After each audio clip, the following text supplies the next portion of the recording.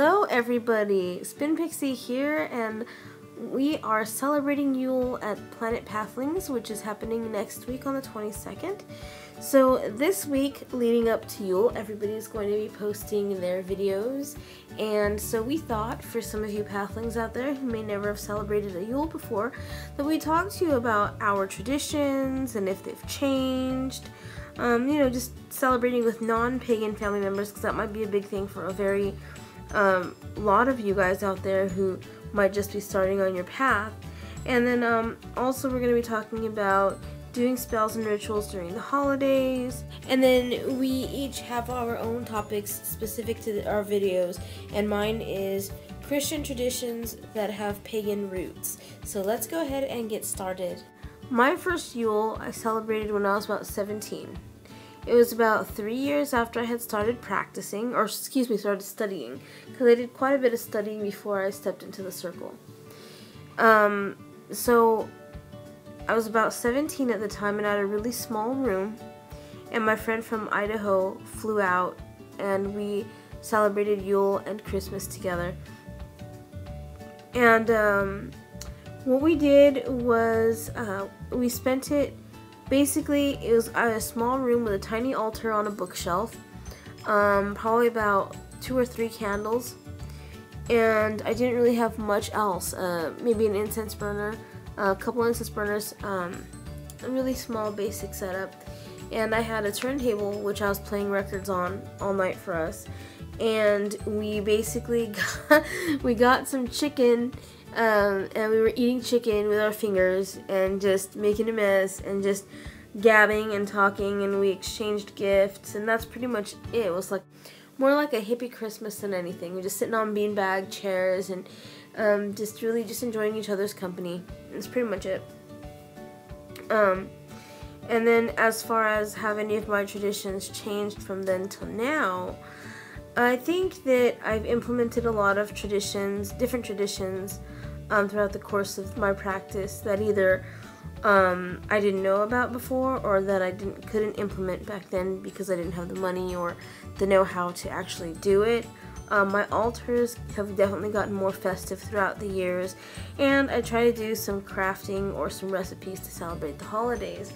Plus, now that I actually have my own space, and since my first Yule, my space has significantly increased over the years, I've been able to do more, celebrate more, do bigger rituals, have grander altars, things like that. But it all comes in time. You know, your first Yule, like my first Yule, is very basic.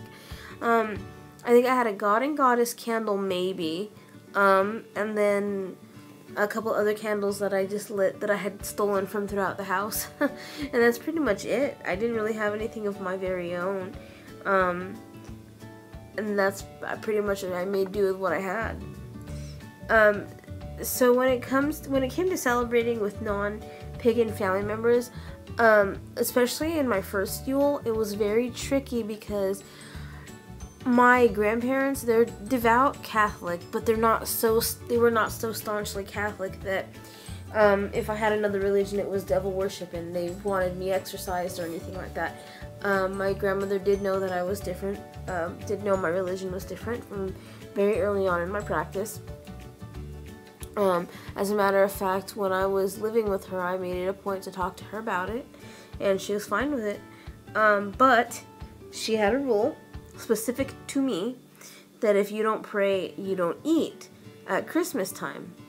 And so it was really, at first it was really tricky because I didn't even consider standing there and doing my own form of grace or Eucharist before eating. I just kind of stood there quietly, respectfully, and let them do what they did, and then I ate my dinner. But over the years, it's gotten considerably more lax, and now that my grandparents have passed away, my mom is aware of my religion and she respects it and doesn't make me say grace. I know it's very frustrating when they don't seem respectful of pagan tradition, but at the same time, it doesn't mean that I'm going to set a bad example of my religion by being disrespectful to them as well. So you have to just be representative of you in your religion and be respectful and carry your religion with dignity and, be mindful that everybody's beliefs are different, and even if they can't be open-minded to your beliefs, allow them their ignorance, because that's all that they know. And over time, by you being you and embracing yourself as an empowered individual, it'll shine through. And I never had to be overbearing at Christmas time saying, no, we're gonna say, we're gonna do law, or we're gonna do this or that, or my tradition. I never had to be like that. I could just be respectful that this was their house, their traditions, and I was just happy to be a part of it because it was my family. But they've been respectful of me. And it took time, I've been a witch since I was 14, and I'm 36 now. So my parents found out when I was 16 or 17. Yeah, so, it's taken some years. It does take years for people to adjust. If they're not pagan, don't worry about it. It's all within your power to either embrace the situation or run from it. And personally, I would choose to be empowered by embracing it. For the final part of my video, I'm going to go ahead and talk about Christian traditions that are rooted in paganism. Okay, so now I'm going to get into some traditions that are rooted in paganism that are Christian traditions. And I'm going to start with caroling. And the reason I'm going to start with this is because the other day I was looking for Yuletide carols and I couldn't find any on my search. But when I started doing the research for this topic, I did find some. And I think it's funny because one of the songs on here, and the whole tradition actually, I was a really big fan of one of the songs that I'm going to list on here. And I'll put the lyrics to it. When I was a kid, it was one of my favorite quote-unquote Christmas carols to sing, which is actually not Christian. So let me get into this little topic here. So the tradition of Christmas caroling actually began as the tradition of wassailing in the earlier centuries. Now, if you guys remember, on my Halloween video, I talked about wassailing and about guising, and I talked really about guising and souling and all that kind of thing. This is akin to that, in that instead of asking for things necessarily, villagers would go through the village and go door to door to their neighbors, and they would sing them a song and then offer them a sip of their wassail bowl, and drink to their health and their wealth and their happiness, and bless them, fertility of their crop for the coming year and things of that nature.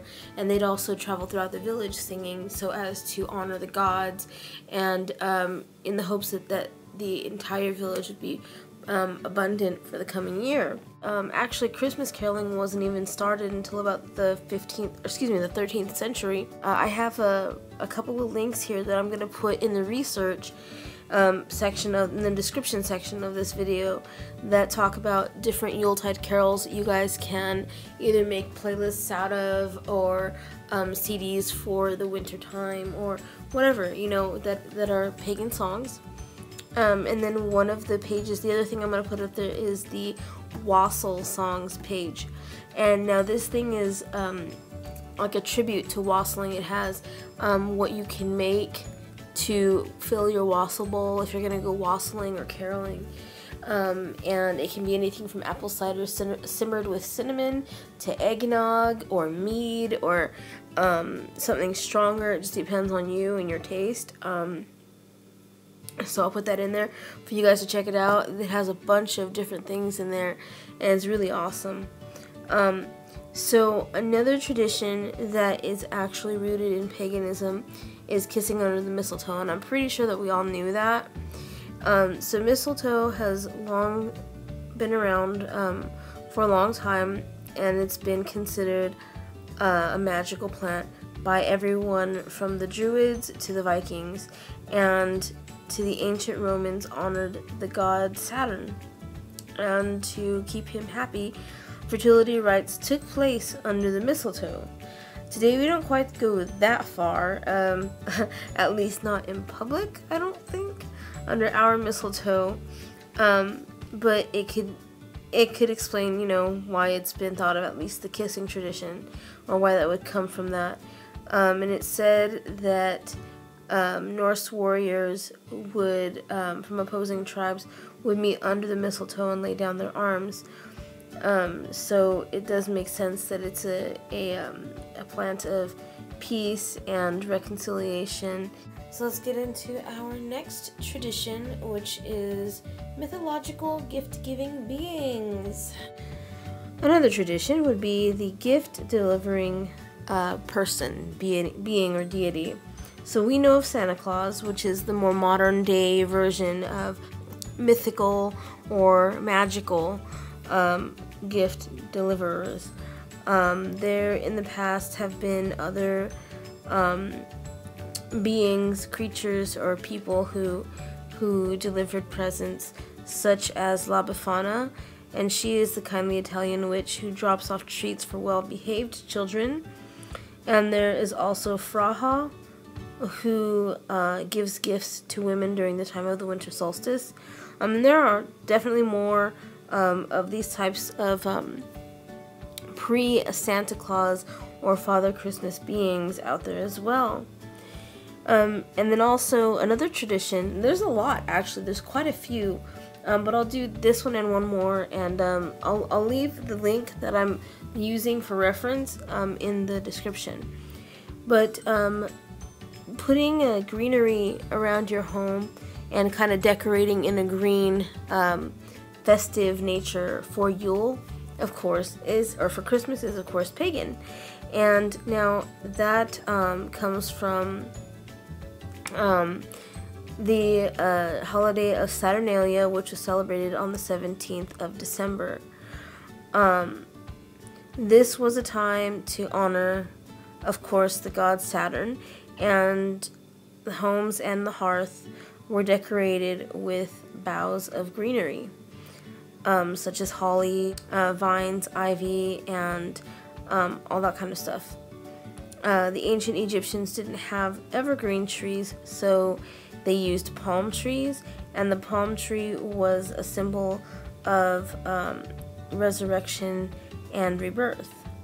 Okay, so the final thing I'm going to talk about is why we decorate our tree. So, again, the Romans at Saturnalia often celebrated by hanging metal ornaments outside on their trees. Now, typically these ornaments represented the god Saturn, of course, or the family's patron deities. Laurel wreaths were also a very popular decoration as well. Early Germanic tribes often decorated their trees with fruit and candles in honor of their god Odin for the winter solstice. And I'm going to go ahead and leave the link, a really interesting link in the description, and it is going to have how to make salt dough ornaments and how to make pine cone ornaments and Yule herbal sachets and all this other cool stuff that you guys can do to craft yourself an awesome Yule. So that's gonna do it for me. Please stay tuned to this channel for the rest of the week. We're gonna have videos preceding Yule all week, and then after that we'll be back around the first of the year with new collaborators, new topics, and some awesome stuff for you guys. So please stay tuned, and we will see you at the first of the year. So have a blessed Yule and a happy, healthy, and safe new year, and many blessings. Bye bye.